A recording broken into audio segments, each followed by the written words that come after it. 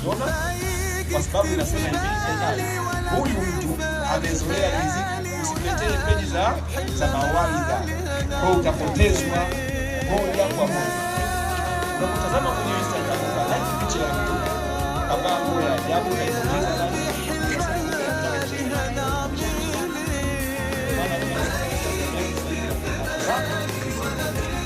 utaona naonyeshwa wao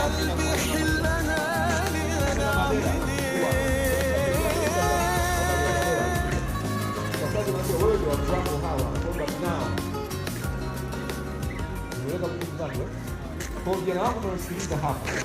Kama utachukua simu yako, utapewa simu ya dada yako ya nani, ukabonyeza kitu kama nimekipenda, Instagram algorithm, mfumo ambao unafanya watu kwa mbele yao waonyeshe hivyo, itakutengenezea njia ya wewe kuwa kama hao unawatazama.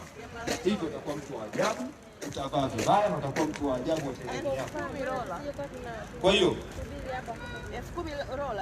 katika upande wa saikolojia, Mungu mwanadamu unasukwa kwa mazoea, kwa experience.